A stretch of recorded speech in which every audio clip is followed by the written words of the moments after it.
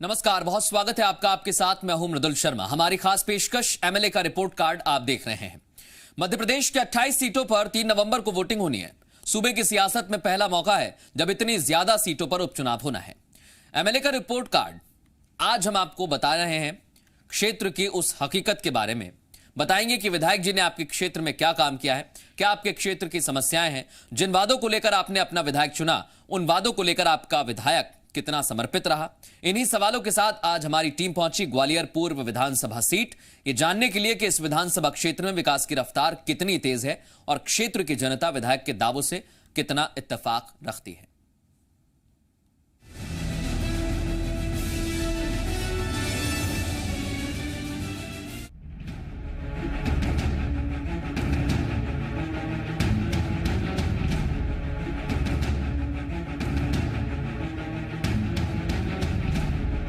ग्वालियर वो शहर जिसके पीछे एक पूरा इतिहास छिपा है। ग्वालियर गुर्जर प्रतिहार राजवंश तोमर और बघेल कछवाहों की राजधानी रहा।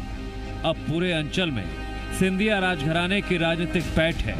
इसी इलाके का विधानसभा क्षेत्र है ग्वालियर पूर्व। एमएलए के रिपोर्ट कार्ड में आज हम बात करेंगे ग्वालियर जिले की ग्वालियर पूर्व विधानसभा सीट की। वैसे तो ये बीजेपी की परंपरागत सीट है, लेकिन 2018 में कांग्रेस के टिकट पर मुन्नालाल गोयल ने सतीश सिकरवार को पटकनी दी थी, लेकिन सिंधिया के साथ मुन्नालाल गोयल भी कांग्रेस छोड़ बीजेपी में शामिल हो गए और यही कारण है कि यहाँ पर अब उपचुनाव होने हैं। आखिर 15 महीने की सरकार में क्या कुछ मुन्नालाल गोयल ने किए, वादे जो किए हैं पूरे, या फिर सिर्फ 6 महीने की शिवराज सरकार में कितना हुआ इस इलाके का विकास, जानेंगे परत दर परत। ग्वालियर पूर्व विधानसभा क्षेत्र सिंधिया राज परिवार का गढ़ रहा। पूरा इलाका वीआईपी क्षेत्र में गिना जाता है। शहर से अलग बसे इस इलाके को स्मार्ट सिटी बनाने की कवायद भी जारी है, लेकिन विकास के नाम पर ना तो सिंधिया राज परिवार का रसूख दिखाई पड़ता है और ना ही किसी जनप्रतिनिधि की इच्छा शक्ति। हकीकत तस्वीरें बयां कर रही है। ग्वालियर का जिला अस्पताल, collectorate, high court, SP office, Gwalior Chambal संभाग का सबसे बड़ा जया रोग्य अस्पताल परिसर इसी विधानसभा क्षेत्र में आता है। लेकिन बिजली, पानी, सड़क जैसी मूलभूत सुविधाएं ही आज भी यहां का सबसे बड़ा मुद्दा है। सिंधिया के प्रभाव वाला इलाका होने के बाद भी यह विधानसभा सीट वैसे तो बीजेपी का गढ़ मानी जाती रही, लेकिन साल 2018 में कांग्रेस की टिकट पर मुन्नालाल गोयल ने सेंध लगाते हुए कांग्रेस का झंडा बुलंद किया। इस सीट के अस्तित्व में आने के बाद 11 बार विधानसभा का चुनाव हुआ, जिसमें से 8 बार बीजेपी को जीत हासिल हुई, जबकि कांग्रेस महज 3 बार ही सीट पर जीत दर्ज कर पाने में सफल हो पाई।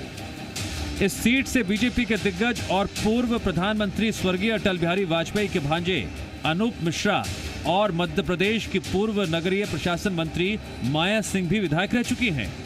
2018 के चुनाव में बीजेपी ने माया सिंह का टिकट काटकर उनकी जगह डॉक्टर सतीश सिकरवार को अपना प्रत्याशी बनाया था, जिन्हें कांग्रेस के मुन्नालाल गोयल ने पटकनी दी थी। 2020 के उपचुनाव में एक बार फिर वही प्रत्याशी मैदान में हैं, लेकिन राजनीतिक बिसात भी पलट चुकी है और दोनों प्रत्याशियों की पार्टी भी। एमएलए का रिपोर्ट कार्ड में आज ग्वालियर पूर्व विधानसभा सीट का विश्लेषण करेंगे, राजनीतिक और जातीय गणित बताएंगे।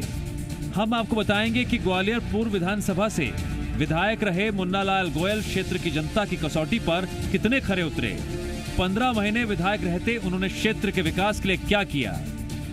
सड़क, बिजली, पानी के लिए किए गए वादे कितने पूरे हुए। लेकिन उससे पहले सुनिए बीजेपी प्रत्याशी मुन्नालाल गोयल इस बार किन मुद्दों के साथ जनता के बीच अपना दावा पेश कर रहे हैं। चुनौती तो जनता तय करेगी। खाली गरीबियों का मसीहा कह देने से कोई गरीब मसीहा नहीं हो जाता है। उसके लिए परिश्रम करना पड़ता है, उसके लिए गरीबों के लिए संघर्ष करना पड़ता है। हमें बताएं कांग्रेस के लोग कि किसी एक गरीब का पट्टा दिया हो, किसी एक गरीब का आशियाना बताया हो। भाजपा सरकार बनने के बाद मैंने 1 महीने के अंदर 600 गरीब भूमिहीन परिवारों को पट्टे दिलवाए हैं। शुरुआत कर दी है, और भी कई जैसे गरीब परिवार जो आवासहीन हैं, भूमिहीन हैं, इन परिवारों को भी वंचित नहीं किया जाएगा, उनको भी निश्चित तौर पर समाहित किया जाएगा। पिछले 1-1.5 महीने के अंदर 200 करोड़ की सौगातें दी हैं इस क्षेत्र के अंदर। बताया कांग्रेसी मेरी विधानसभा में क्या काम किया है? एक काम बता दें, एक काम विकास का। 50 करोड़ रुपए नदी के लिए दिया है सरकार ने, मान ली शिवराज सिंह जी ने। 25 करोड़ रुपया सड़कों के लिए सीसी रोड के लिए दिया है। मेरे क्षेत्र के अंदर शमशान रोड था, शमशान रोड का दिया है। मेरे क्षेत्र में नदी पाटाल का पुल था, रोज जाम लगता था, 4 करोड़ रुपये उसको दिया है। तो लगातार विकास कार्य जो जनता चाहती है, खाली बातों में बताते से काम नहीं चलता है कि हम गरीबों में मसीहा हैं। मसीहा तो आपने काम क्या किया है? एक काम बता दो आप, गरीब के लिए किया हो, सर्वहारा वर्ग के लिए किया हो। मुन्ना लाल गोयल गरीबों की बात कर रहे हैं, सड़क, बिजली और पानी की बात कर रहे हैं, लेकिन वो ये भी बताना नहीं भूल रहे हैं कि ये सब सीएम शिवराज की सौगात का हिस्सा है, यानी विकास के नाम पर मुन्ना लाल गोयल के हिस्से कुछ नहीं। उनके पास जनता को देने के लिए कुछ नहीं। वहीं जब जनता के वोटों का सौदा करने पर सवाल किया गया तो मुन्ना लाल गोयल अपनी पुरानी पार्टी पर धोखे का आरोप लगाते नजर आए। हमारा मिशन क्षेत्र की प्रगति विकास है। हमारा मिशन गरीब सर्वहारा वर्ग की लड़ाई को मजबूत करना है। निश्चित तौर पर भारतीय जनता पार्टी सरकार ने इस प्रदेश के, मेरे विधानसभा के गरीबों के लिए बहुत कुछ दिया है। भारतीय जनता पार्टी की सरकार आने के बाद निश्चित तौर पर विकास की गति बहुत तेजी हुई है, जनता के काम हो रहे हैं। कहना गलत न होगा कि इस उपचुनाव में मुन्ना लाल गोयल के भरोसे सिंधिया की प्रतिष्ठा भी दांव पर लगी हुई है। अगर वो चुनाव हारे तो ये सिंधिया की भी बड़ी हार होगी। यही वजह है कि बीजेपी भी मुन्ना लाल गोयल पर पूरा भरोसा नहीं कर रही। सिंधिया गुटका होने की वजह से उन्हें टिकट तो मिल गया, लेकिन सीएम शिवराज सिंह सौगातों का पिटारा खोलकर जनता को बीजेपी के पक्ष में मोड़ने की पूरी जुगत में लगे हैं। इलाके में विकास के नाम पर कुछ हुआ नहीं है और मुन्ना लाल के पास जनता को लुभाने के लिए कुछ है भी नहीं।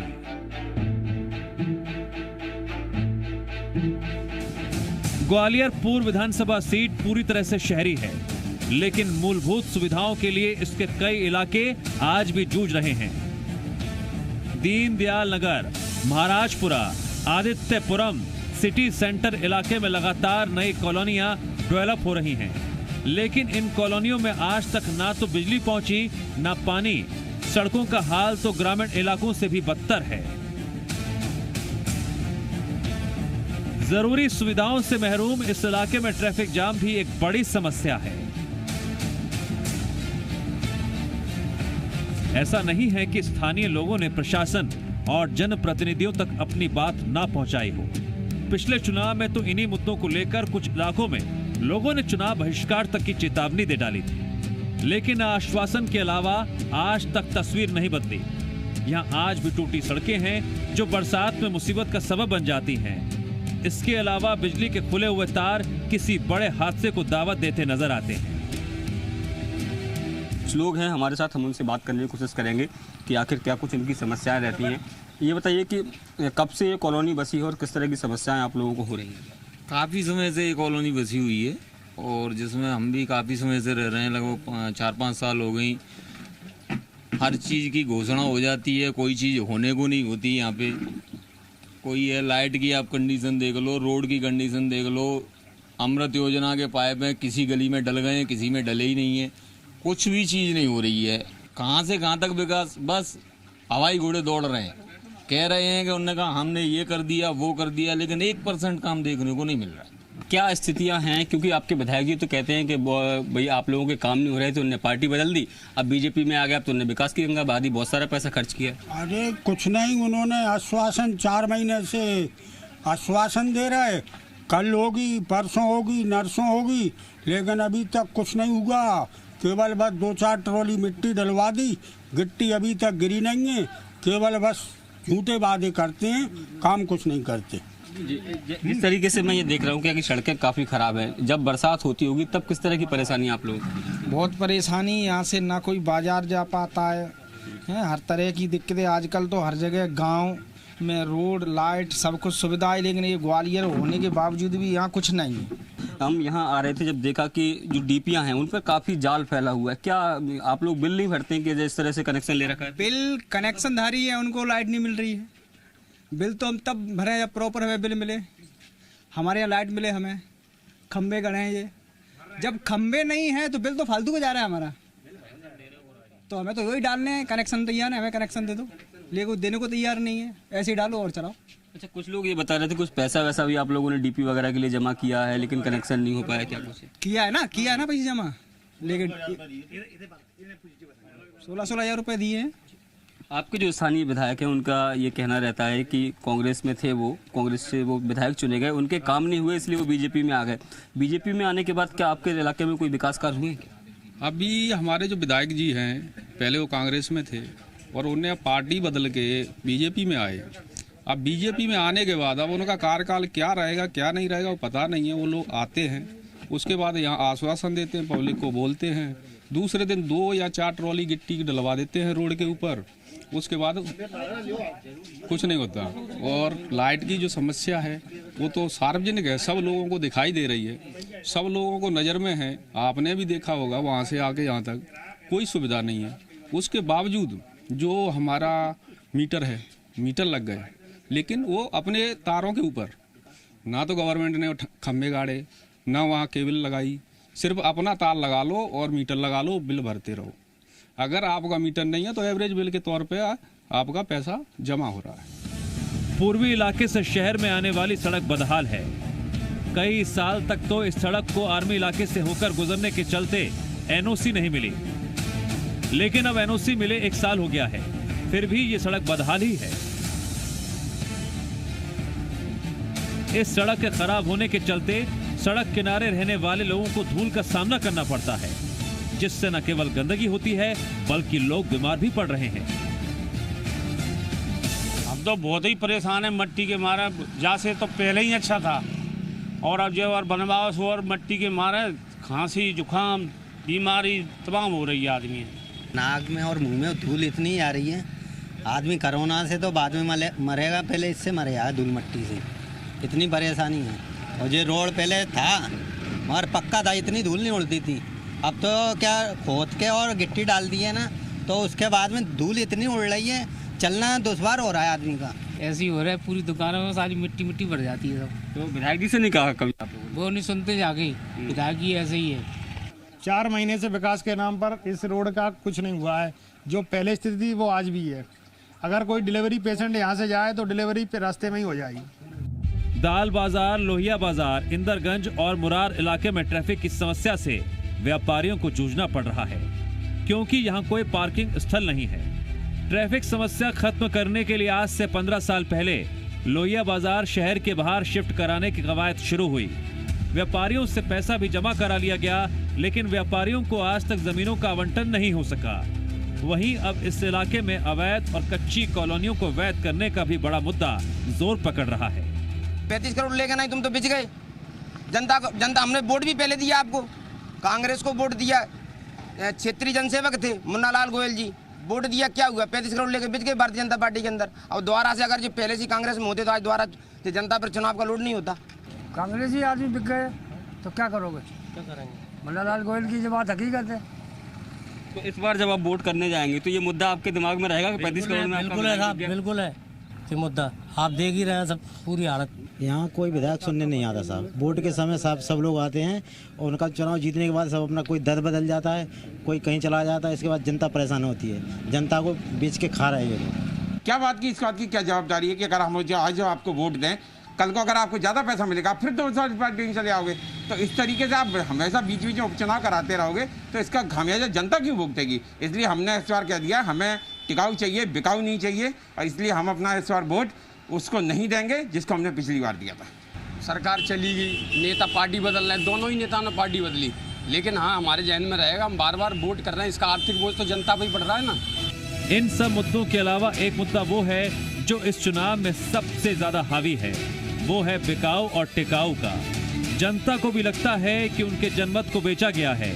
हालांकि बीजेपी प्रत्याशी मुन्ना लाल गोयल के खिलाफ कांग्रेस ने डॉक्टर सतीश सिकरवार को मैदान में उतारा है और सतीश सिकरवार भी दल बदल कर आए हैं।